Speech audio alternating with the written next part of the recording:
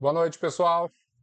Começando mais uma live de quartas, o nosso espaço especial, o nosso cantinho virtual do Centro Espírita Nair Montes de Castro. Espero que todos estejam muito bem.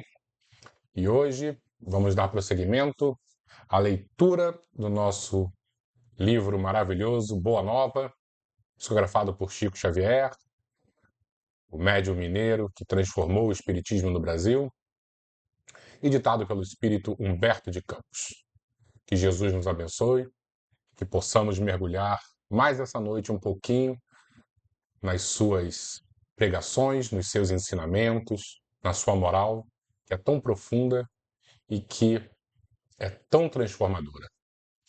E hoje o nosso tema, o nosso capítulo, será sobre o Sermão da Montanha. E eu considero esse momento da vida de Jesus aqui na Terra como um momento de maior transcendência, de maior espiritualização.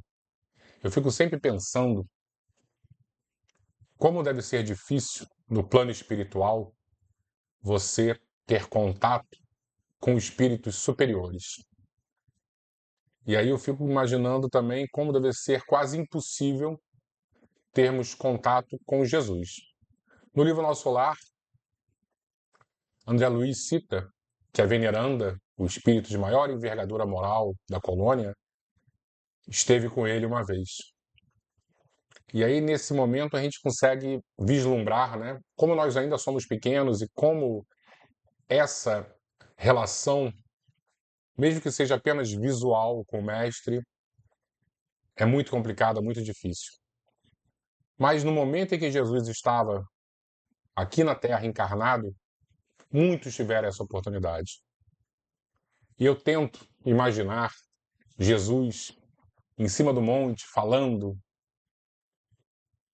convertendo os corações mais áridos, e sempre vislumbro uma assembleia de espíritos desencarnados, aproveitando esse momento, que para eles deveria ser também dentro dessa situação que eu disse, difícil de você ter contato com o mestre, mas Jesus estava ali, encarnado. Então, eu faço sempre esse exercício de voltar 2000 anos na minha mente e ver Jesus pregando com a sua voz doce, com seu amor, irradiando a todos que ali estavam e de maneira única, de maneira muito profunda, trazendo a receita da felicidade. E quando a gente fala do Sermão do Monte, nós muitas vezes olhamos e imaginamos que seja só, e eu digo só muito entre aspas, as bem-aventuranças. Mas essa situação, esse episódio da vida de Jesus aqui na Terra, foi amplo demais. Foi algo profundo, fazendo essa ligação entre o Criador e nós, seres ainda tão imperfeitos. Então, essa noite nós vamos tentar aproveitar um pouquinho, de maneira ainda muito pequena, mas aproveitar um pouquinho esse contato com Deus, nosso Pai, e que Jesus, esse nosso grande intermediário, nos presenteou há 2000 anos. Mas antes disso, nós vamos dar aquela olhadinha para ver quem está aqui conosco. Ir desejar boa noite. Oi, Socorro, muito boa noite. Espero que o casal esteja muito bem. E manda um beijinho também para a netinha, tá? E com certeza aquele beijo especial para seu Carlos. Neia, muito boa noite. Neia sempre com a gente. Obrigado, tá?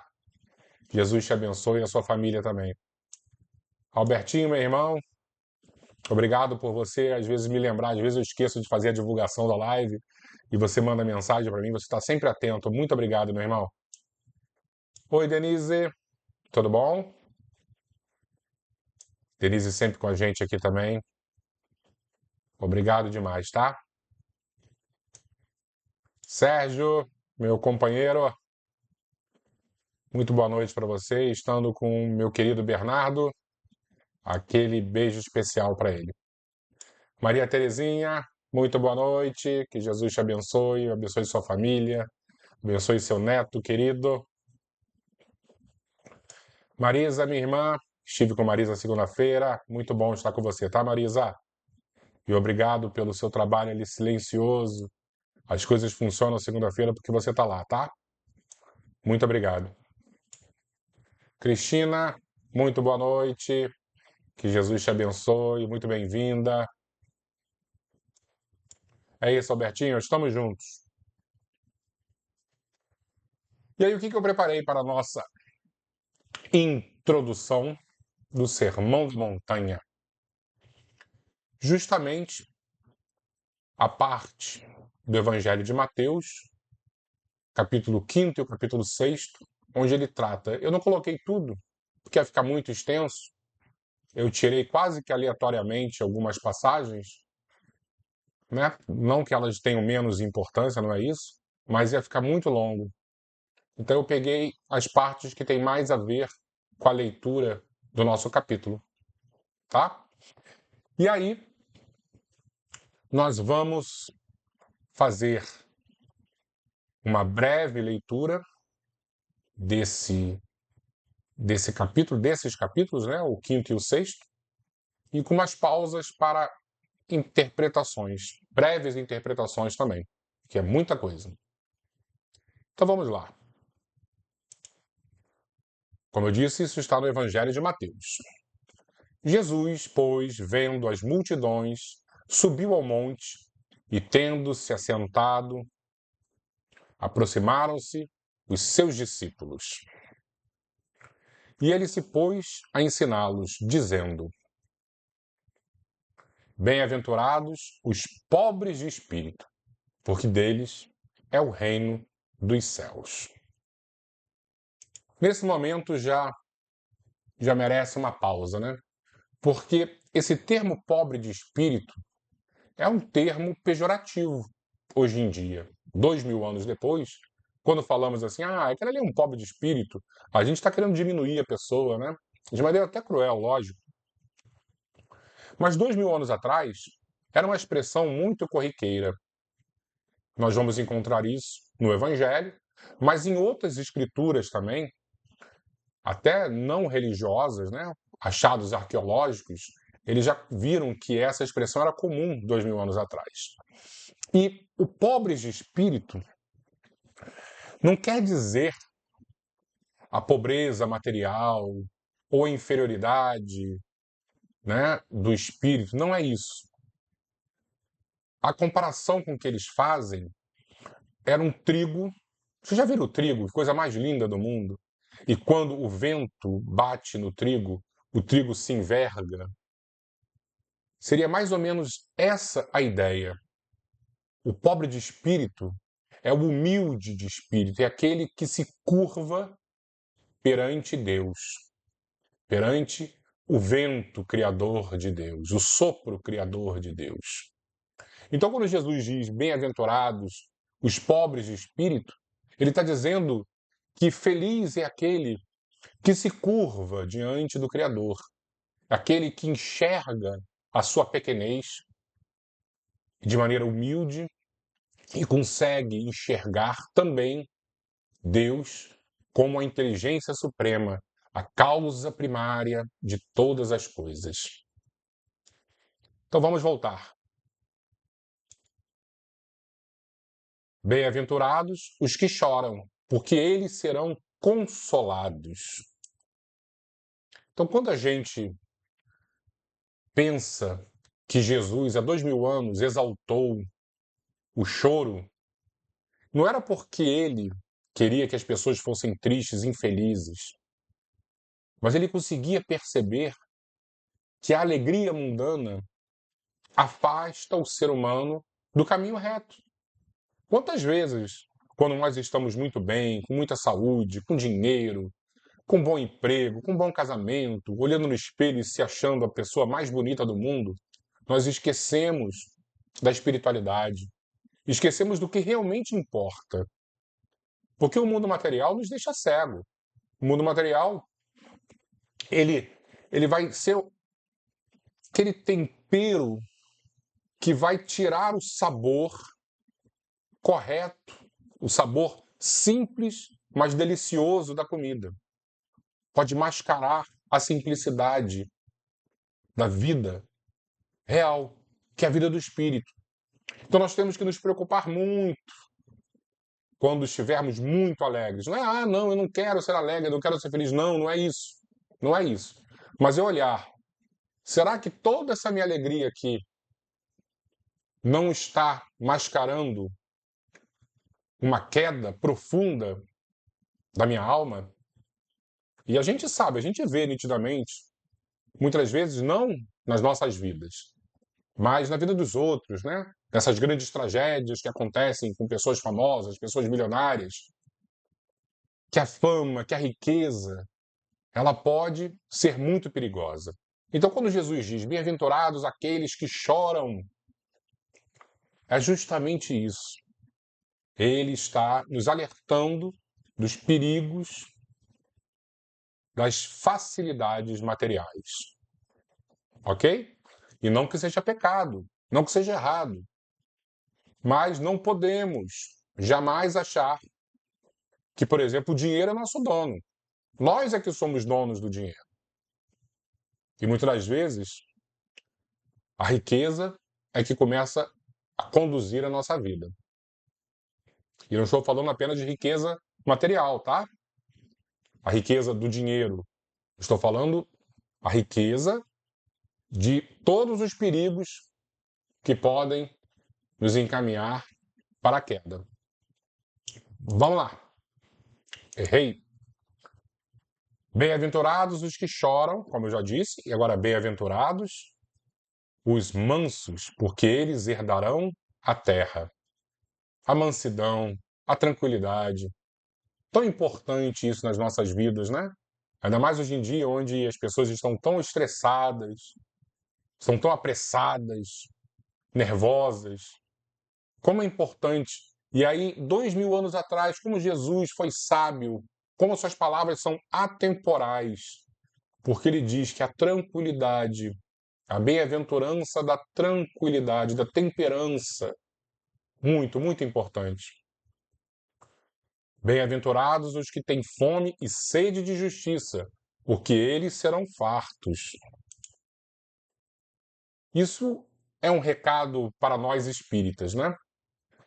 Porque muitas das vezes nós acreditamos, de maneira cega, que os nossos sofrimentos são provenientes do erro de outros, seja de Adão, seja de algum antepassado nosso, e nós estamos, sabe lá Deus por quê, sofrendo nessa vida, mas dentro da explicação dos espíritos que vem junto dos livros de Kardec, a reencarnação explica a causa dos nossos sofrimentos, das nossas dores. Então, a sede de justiça é isso.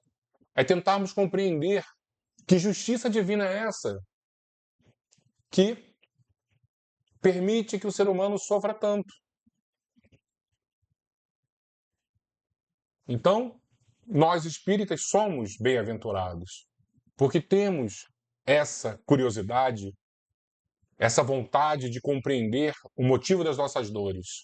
E sabendo o motivo das nossas dores, que não estão somente nesta vida, que não são os pecados de Adão, o pecado original, mas sim consequência dos nossos erros, muitas vezes de vidas passadas.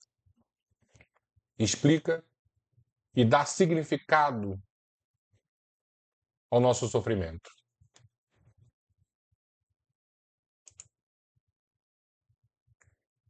Bem-aventurados os misericordiosos, porque eles alcançarão misericórdia. Também tão atual. Quantas vezes nós não somos misericordiosos. Nós agimos pressionando tanto o próximo, exigindo tanto daquele que está caído, que não conseguiu ainda compreender algumas questões, como nós também não conseguimos aprender outros tantos pontos importantes. Quem somos nós para agirmos de maneira contrária à misericórdia? Lembrando da parábola do filho pródigo que retorna e o pai, isto é, Deus, está esperando o jovem cheio de compaixão, cheio de misericórdia. Por quê? Porque o pai estava sentindo a dor do filho. E misericórdia é isso, compaixão é isso. É mais profundo que a empatia, que hoje em dia todos nós falamos, que é colocar-se no lugar do próximo. Ter misericórdia, ter compaixão é sentir a dor do próximo. É muito mais profundo. Por isso, que feliz é aquele que age com misericórdia.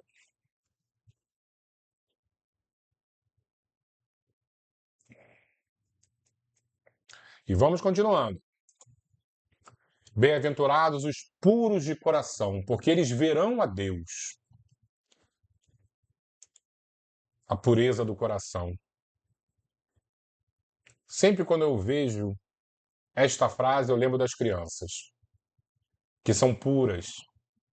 E lembro também de Jesus convidando as crianças a assistirem às suas pregações, porque o céu é feito dessa pureza. Se não formos puros, não veremos Deus. E aí o risco de envelhecermos, de ficarmos mais maduros, é que o tempo tira essa nossa inocência, e é normal. E o nosso esforço é não ficarmos como crianças eternamente. Ninguém aqui tem síndrome de Peter Pan. Mas, apesar das dificuldades que o tempo vai nos alertar, tentar olhar sempre a melhor parte. Escolher sempre a melhor parte. Aquela passagem de Jesus, quando visita a casa de Lázaro, e Maria e Marta o recebem, mas apenas Maria, irmã de Lázaro, fica ao lado de Jesus, ouvindo as suas palavras. Marta foi fazer faxina, foi arrumar, muito nobre, lógico. Mas o mestre estava ali para se doar, não para reparar se a mesa estava com poeira, se o chão estava um pouco sujo. E Jesus diz: Maria escolheu a melhor parte. E é isso que precisamos ter. Essa percepção, esse senso de prioridade. E o senso de prioridade é olhar o melhor lado das pessoas, manter a pureza. Por mais que seja difícil num mundo tão complicado e cheio de perigos, mas precisamos nos educar a enxergar a melhor parte nos outros. Bem-aventurados os pacificadores, porque eles serão chamados filhos de Deus. Nada mais atual também. Ainda mais quando a sociedade está tão dividida. O negro odiando o branco, a mulher odiando o homem, o gay odiando o hétero. E parece que existe uma parcela da sociedade que está querendo colocar mais lenha na fogueira. Parece que esqueceram da oração de São Francisco de Assis. Onde houver ódio, que eu leve o amor. É isso que nós estamos precisando. Está confuso, está conturbado, uma palavra de consolo, não é colocar gasolina onde a temperatura está elevada. Precisamos dar um passo atrás. A sociedade está muito dividida. Não vamos chegar em lugar nenhum assim. Se os homens são machistas e durante muito tempo pisaram nas mulheres, perdoa, não é hora de revanchismo. Porque amanhã eu, mulher empoderada, mulher feminista, volto como homem. E alguma outra mulher empoderada e feminista vai querer pisar em mim. Precisamos diminuir a temperatura do planeta. E só através dessa tranquilidade que Jesus nos aconselha, vamos alcançar isso. Bem-aventurados os que são perseguidos por causa da justiça, porque deles é o reino dos céus. Jesus, nesse momento, está enxergando que os seus discípulos serão perseguidos. E que justiça é essa que persegue o homem de bem? Existe uma passagem no Antigo Testamento e que resume muito bem isso. Quando as pessoas elas estavam vendendo um produto e usavam 2 pesos ou 2 medidas. 2 pesos no sentido, olha só, quando eu estou vendendo esse peso do peixe tem 1 quilo. Mas se você trouxer um peixe igualzinho para mim, eu vou mudar aqui a minha balança e eu vou dizer que o seu peixe, que é igualzinho ao meu, não tem 1 quilo, tem 700 gramas. Ou algum alimento que você precisa medir o alimento, então tem 50 centímetros. E na hora que eu vou comprar o seu, que é igualzinho, tem 35. 2 pesos e 2 medidas. Isso não é justiça.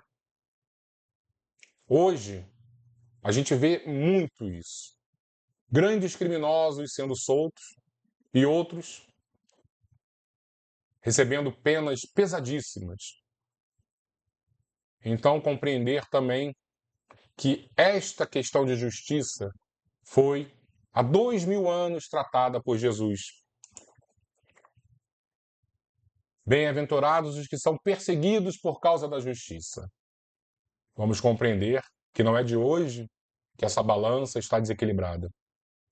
Bem-aventurados sois vós, quando vos injuriarem e perseguirem, e mentindo disserem todo mal contra vós por minha causa.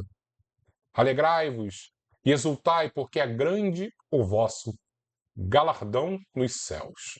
Porque assim perseguiram aos profetas que foram antes de vós. Vós sois o sal da terra. Mas se o sal se tornar insípido, com que se há de restaurares o sabor? Para nada mais presta, senão para ser lançado fora e ser pisado pelos homens. Sal da terra. O sal, além de dar sabor, ele conserva. E esses discípulos conservaram a palavra de Jesus. Quando a gente volta 2000 anos e recorda que pescadores simples, humildes, ainda embrutecidos, foram os responsáveis por manter viva a palavra do Mestre, isso dá outro sentido à nossa fé.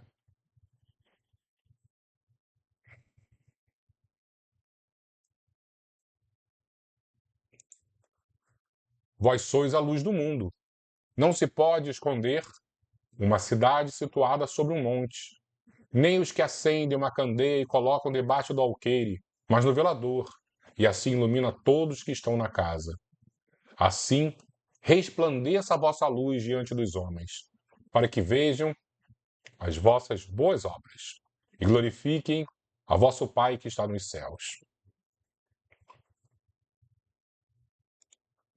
Eles eram a luz refletida de Jesus. E o que Jesus está dizendo? Que eles precisavam refletir cada vez mais a sua luminosidade. Não colocar a vela embaixo da mesa, mas não colocar no lugar mais alto para que todos pudessem ver. E de alguma maneira isso também precisa chegar em nossas vidas. Porque, apesar das nossas limitações, nós também temos conhecimentos, nós também temos algumas pequenas virtudes. E através do nosso exemplo, quantas pessoas vão conseguir perceber que a humanidade não está perdida? Então, por que colocar os nossos talentos enterrados? Ah, Leco, eu não sei falar, eu tenho vergonha. Ah, mas eu sei abraçar. Quantas pessoas hoje estão precisando apenas de um abraço? Estão precisando apenas que alguém pare 5 minutos para ouvir. Todos nós temos algo a doar.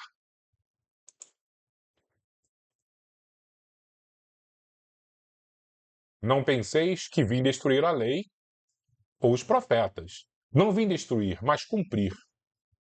Porque em verdade vos digo que até que o céu e a terra passem, de modo nenhum passará da lei um só jota ou um só tio, até que tudo seja cumprido. Os profetas e Moisés, através das Escrituras, eles nortearam aquele povo durante séculos e séculos. De alguma forma, os judeus aguardavam um libertador, mas não um libertador espiritual, como a gente diz aqui, um libertador guerreiro. Mas a interpretação foi equivocada do povo. E Jesus, quando aparece e se mostra como Messias, ele é mal visto, porque ninguém queria um pacifista. As pessoas procuravam alguém que colocasse mais lenha na fogueira. E ele diz: não, eu não vim aqui destruir a lei de Moisés. Eu vim dar cumprimento, uma nova interpretação. Ele está sendo muito claro, e a nova interpretação das leis de Deus é essa lei do amor incondicional.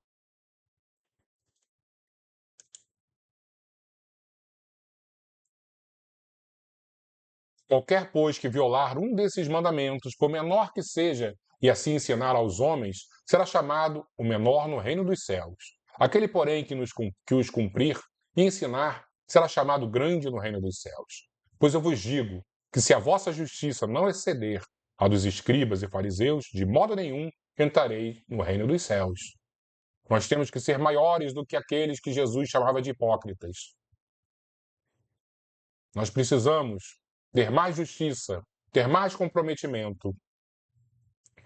Ouvistes que foi dito aos antigos: não matarás, e quem matar será réu de juízo. Eu, porém, vos digo que todo aquele que se encolerizar contra seu irmão será réu de juízo. E quem insultar a seu irmão será réu diante do sinédrio. E quem lhe disser tolo será réu no fogo do inferno. Portanto, se estiveres apresentando a tua oferta no altar, e aí te lembrartes de teu irmão, tem alguma coisa contra ti, deixa eu só dar uma pausinha, daqui a pouco a gente vai voltar no 23. Porque ele cita inferno aqui, e a gente já falou em alguns estudos atrás, mas acho que merecemos voltar a esse tempo, a esse tema. O original não é inferno. O inferno é depois de traduções em cima de traduções. Quando Jesus diz esse fogo, ele está falando do fogo da Guiena, que é uma região, um lixão que existia em Jerusalém, e ele sempre dava exemplos da área, da região, da agricultura, do pastoreio. Então, esse fogo ele não está citando esse inferno que nos deixa tão apavorados, tanto apavorados. Não. Ele está falando de maneira simbólica. de um local amaldiçoado pelos judeus, ok? Então agora vamos para o 23. Portanto, se estiveres apresentando a tua oferta no altar, e aí te lembrares de que teu irmão tem alguma coisa contra ti, deixa ali diante do altar a tua oferta e vai conciliar-te primeiro com teu irmão, e depois vem apresentar a tua oferta. Concilia-te depressa com teu adversário enquanto estás no caminho com ele, para que não aconteça que o adversário te entregue ao guarda e sejas lançado na prisão. Em verdade te digo que de maneira nenhuma sairás dali enquanto não pagares o último ceitil. Reconciliação. Enquanto pudermos aqui na terra, vamos nos reconciliar. Sabe lá o dia de amanhã, se nós desencarnamos, se a pessoa desencarna e perdemos a oportunidade nesta vida, resolver, desenrolar esse novelo que pode ter começado em existências passadas e hoje é o nosso momento de apaziguar, de perdoar, de sermos perdoados. Não vamos deixar passar essa oportunidade. É muito importante.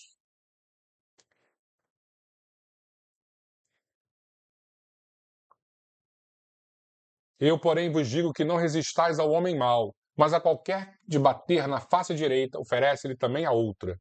E ao que quiser pleitear contigo e tirar-te a túnica, larga-lhe também a capa. E se qualquer te obrigar a caminhar 1000 passos, vai com ele 2000. Dá a quem te pedir e não voltes as costas ao que quiser que lhe emprestes. Ouviste que foi dito, amarás ao teu próximo e odiarás o teu inimigo. Eu, porém, vos digo, amai aos vossos inimigos e orai pelos que vos perseguem. Amai os vossos inimigos e orai pelos que vos perseguem. Nada mais profundo e revolucionário do que amar os inimigos. E a gente não consegue nem amar os nossos amigos porque temos inveja, temos ciúmes, que dirá amar os nossos inimigos.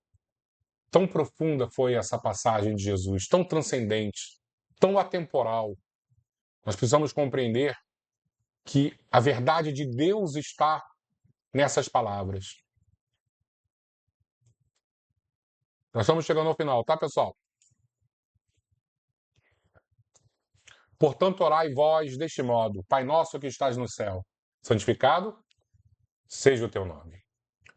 Venha o teu reino, seja feita a tua vontade, assim na terra como no céu. O pão nosso de cada dia nos dá hoje. E perdoa-nos as nossas dívidas, assim como nós também temos perdoado aos nossos devedores. E não nos deixes cair em tentação, mas livra-nos do mal. Quando eu disse para vocês no início que o Sermão da Montanha é mais do que as bem-aventuranças, eu acho que vocês estão compreendendo agora. A oração do Pai Nosso foi nos ensinada nesse momento. Que coisa mais linda, que momento único da humanidade.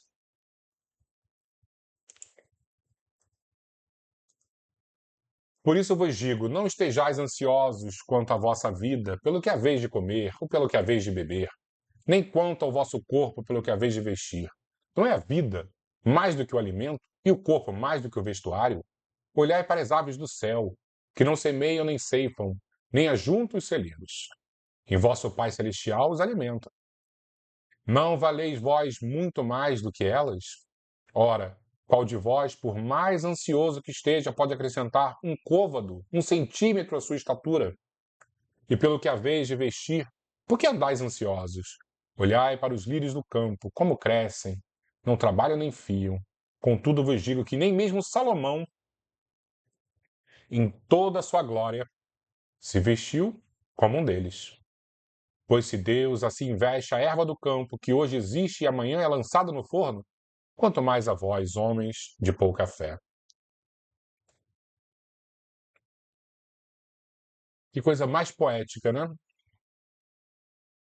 E achar que Jesus e conseguir e acreditar que Jesus é perseguido por muitos, porque confundem o homem que desvirtuou o cristianismo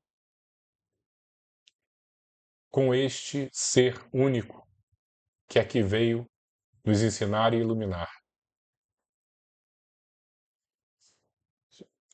Pessoal, eu acho que agora podemos iniciar a leitura, né? Depois desse momento, e que eu fiquei muito feliz de poder ler, apesar de ser ainda, como vocês me conhecem, né? Eu posso falar, ainda ser muito pequeno, mas ao mesmo tempo a oportunidade de ler e de utilizar esse tempo nessa introdução, apresentando as bem-aventuranças, o Sermão da Montanha, foi muito gratificante. Agradeço demais. Vamos ler então aqui o nosso capítulo. O Sermão do Monte.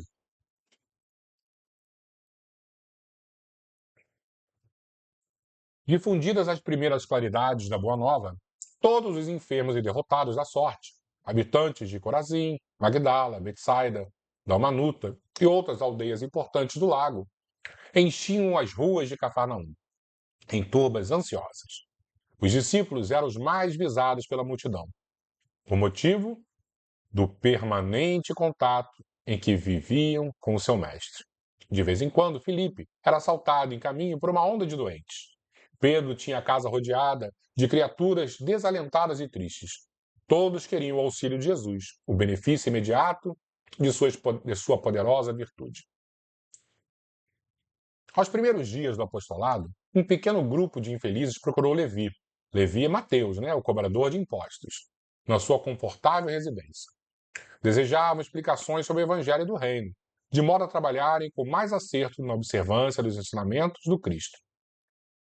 O coletor da cidade manifestou certa estranheza. Afinal, disse ele aos infortunados que o procuravam, o novo reino congregará todos os corações sinceros e de boa vontade, que desejem emanar-se como filhos de Deus. Mas que podeis fazer na situação em que vos encontrais? Dirigindo-se a 3 deles, seus conhecidos pessoais, falou convicto. Que poderás realizar, Lisandro, aleijado como és? E tu, Áquila, não foste abandonado pela própria família sob o peso de sérias acusações? E tu, Pafos, acaso edificaria alguma coisa com as suas atuais aflições? Os interpelados entreolharam-se cabisbaixos, humilhados. Somente então chegaram a reconhecer as suas penosas deficiências. A palavra rude de Levi o despertara. Tomara-os uma dor sem limites. Jesus dissera nas suas pregações carinhosas que seu amor viera buscar todos os que se encontrassem em tristeza e angústias do coração. Quando o mestre chegara, haviam experimentado a restauração de todas as energias. Jubilosos guardavam as suas promessas relativamente ao Pai justo e bom, que amava os filhos mais infelizes, renovando nos corações as esperanças mais puras. Achavam-se exaustos, mas a lição de Jesus lhe trouxera novo consolo às almas, desamparadas de qualquer conforto material. Queriam ser de Deus, vibrar com a exaltação das promessas do Cristo. Porém, a palavra de Levi novamente os arrojara à condição desditosa. Falta de sensibilidade no nosso querido cobrador de impostos, né? Daqui a pouco a gente vai ver que ele tinha uma outra perspectiva em relação à conversão que ele estava ali também a fazer. E aí, o que a gente pode trazer para as nossas vidas quando conversarmos com alguém? Em muitos dos momentos, estaremos com pessoas mais perdidas que a gente, ou se achando mais perdidas que a gente. Muitas vezes estaremos com pessoas sofrendo aparentemente mais do que as dores que carregamos. Vamos dizer o quê? Que elas são inferiores? Que elas estarão à margem da sociedade porque assim Deus o quis? Ou não? Vamos olhar a essência e vamos vislumbrar o futuro Eu gosto sempre de lembrar passagens maravilhosas que acontecem com os nossos irmãos católicos, os nossos irmãos protestantes, também nós espíritas, quando nos aventuramos a ajudar nas zonas mais terríveis, as dores mais complicadas. E aí eu lembro sempre das Cracolândias, onde aqueles seres vivos que ali estão parecem que viraram zumbis. E surge um ou outro que vence o vício e retorna àquela zona purgatorial para estender a mão e mostrar que é possível vencer.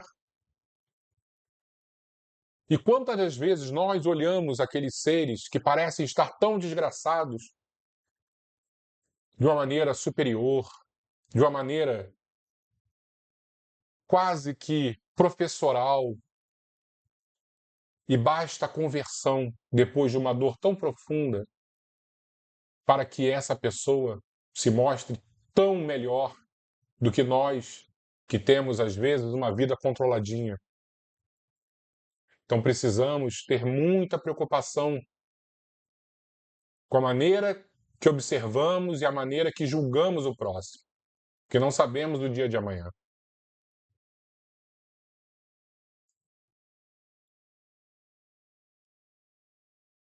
O grupo de pobres e infortunados retirou-se em desalento.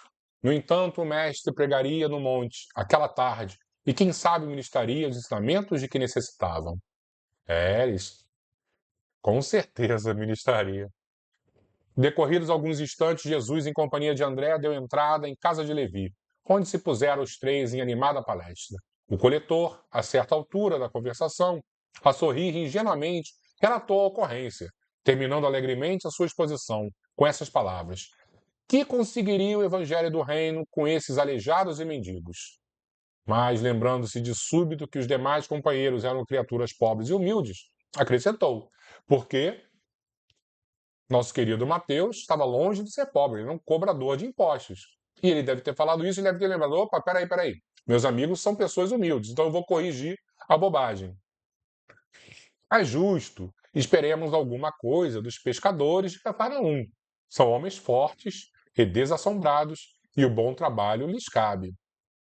Não vejo, porém, como aceitar a contribuição desses desafortunados e vencidos que nos procuram. Jesus fixou o olhar do discípulo com profundo desvelo e falou com bondade, batendo-lhe levemente no ombro. No entanto, Levi, precisamos amar e aceitar a preciosa colaboração dos vencidos do mundo. Se o Evangelho é a boa nova, como não há de ser a mensagem divina para eles, tristes e deserdados da imensa família humana? Os vencedores da Terra não necessitam de boas notícias. Aquilo que nós falamos, né? Quanto melhor você está no mundo, aparentemente, menos valor você dá às coisas espirituais. Nas derrotas da sorte, as criaturas ouvem mais alto a voz de Deus, buscando os oprimidos, os aflitos e os caluniados. Sentimos-los tão unidos ao céu nas suas esperanças que reconhecemos na coragem tranquila que revelam um sublime reflexo da presença de nosso Pai em seus espíritos. Já observaste algum vencedor do mundo com mais alta preocupação do que a de defender o fruto de sua vitória material? Levi sentia-se comovido e, aproveitando a pequena pausa que lhe fizera, exclamou algo desapontado: Senhor, minhas observações partiram tão só do meu intenso desejo de apressar a supremacia do Evangelho entre os que governam no mundo. Quem governa o mundo é Deus, afirmou o mestre convictamente. E o amor não age com inquietação. Agora, imaginemos, Levi, que os triunfadores da terra viessem até nós, ensarilhando suas armas exteriores. Figuremos alguns generais romanos chegando a Cafarnaum, com seus troféus numerosos e sangrentos, afirmando-se desejosos de aceitar o evangelho do reino de Deus e oferecendo-se para cooperar em nosso esforço. Certamente trariam consigo legiões de guardas e soldados, funcionários e escribas, carros de triunfos, espadas e prisioneiros. Começariam protestando contra as nossas pregações pelas estradas desataviadas da natureza, por não estarem no íntimo, desarmados das vaidades das vitórias, edificariam suntuosos templos de pedra, em cuja construção lutariam duramente por hegemonias inferiores. Que recado direto ele está dando para como se transformou o cristianismo através dos milênios, hein?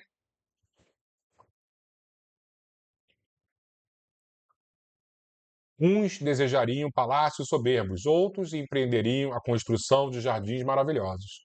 Recordando a ação das espadas mortíferas, talvez pretendessem disputar a ferro e fogo o estabelecimento do reino de Deus, exterminando-se reciprocamente por não cederem uns aos outros em seus pontos de vista, desde que cada vencedor se julga no mundo com maior soma de direitos e de importância.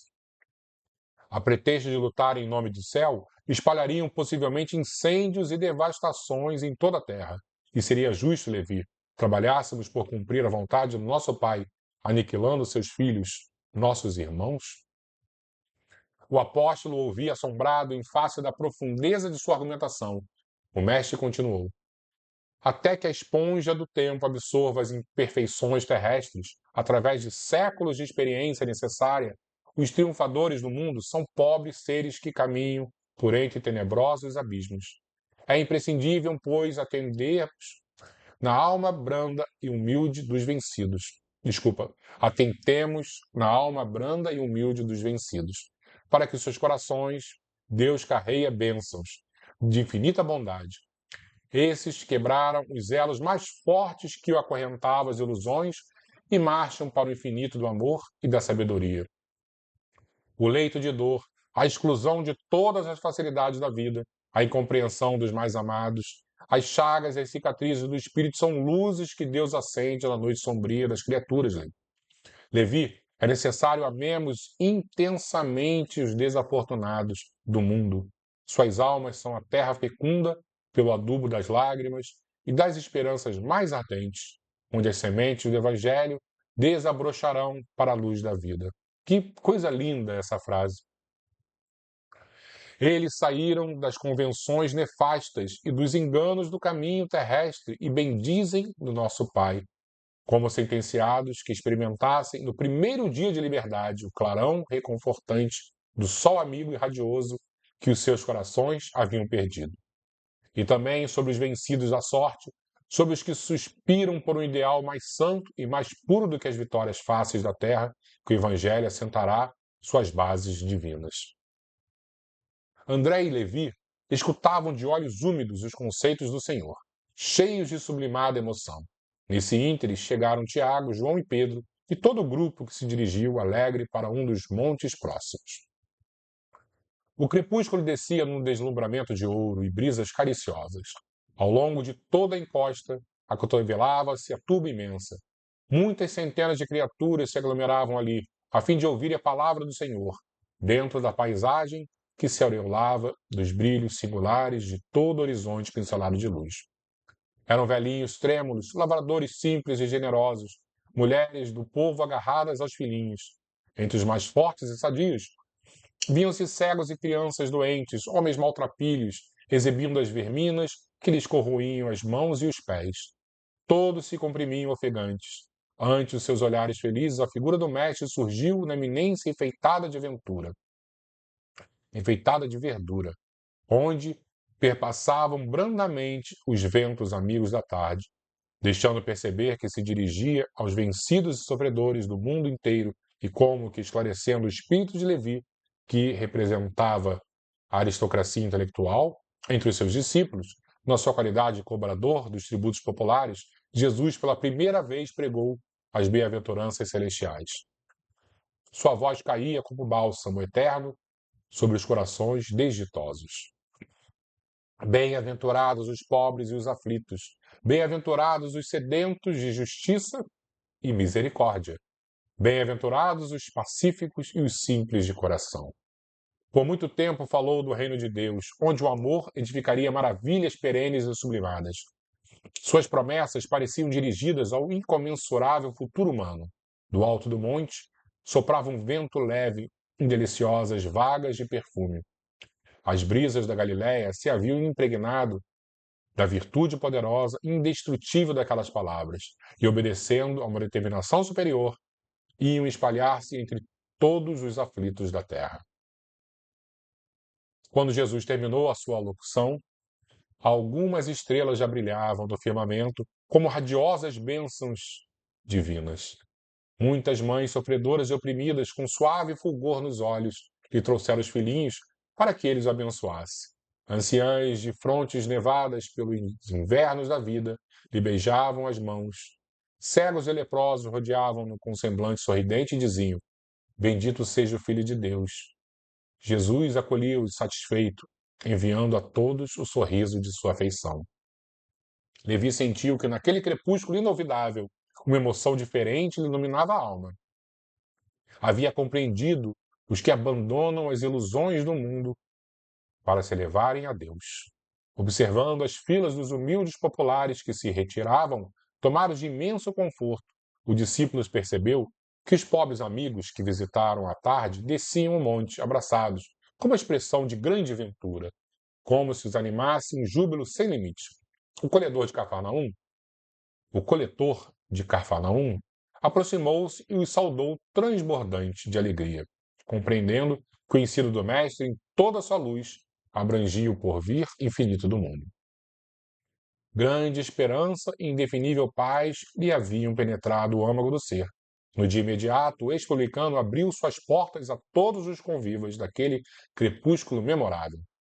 Jesus participou da festa, partiu o pão e se alegrou com eles. E quando Levi abraçou o aleijado Lisandro, com a sinceridade de sua alma fiel, o mestre o contemplou enternecido e disse: Levi, meu coração se rejubila hoje contigo.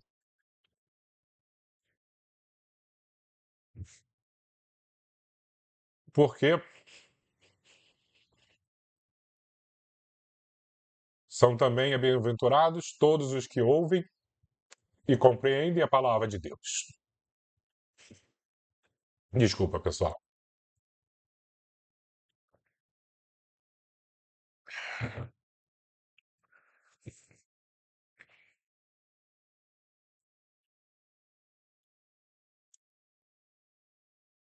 Que belo capítulo, hein?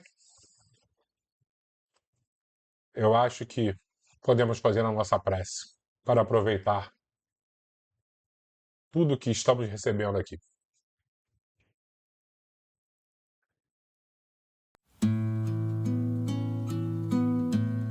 Vamos fechar os nossos olhos.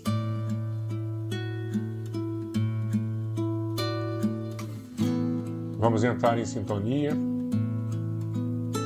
com esse nosso querido Mestre, que tanto nos faz bem.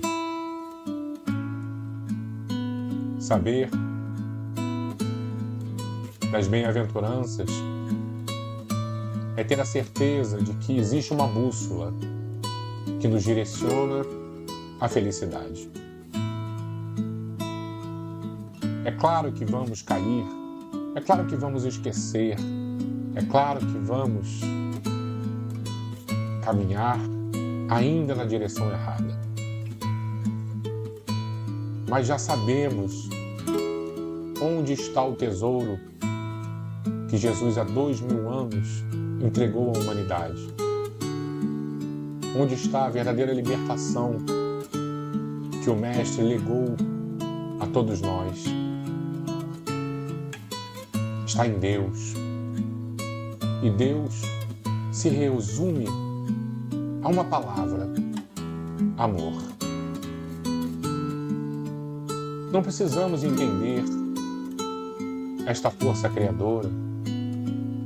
Não devemos buscar respostas complicadas, difíceis. Apenas compreender que o nosso Pai é amor, acima de tudo. E nós que somos ainda tão imperfeitos,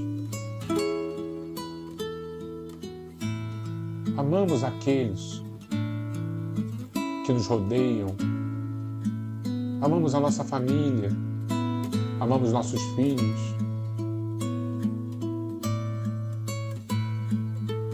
Imaginemos esse Pai, o quanto Ele é capaz de fazer para nos ajudar, para que possamos voltar à sua casa. Então hoje, se os nossos corações estão cheios de gratidão, é porque alguém nos ensinou, nos apresentou esse novo Pai que nos ama tanto. E esse alguém é Jesus. Muito obrigado, Mestre, por fazermos parte desta sua casa, que é o nosso celeiro de luz. E que os bons espíritos que dirigem os teus caminhos, que direcionam a tua boa nova, as nossas vidas, estejam sempre conosco. Assim seja, Senhor.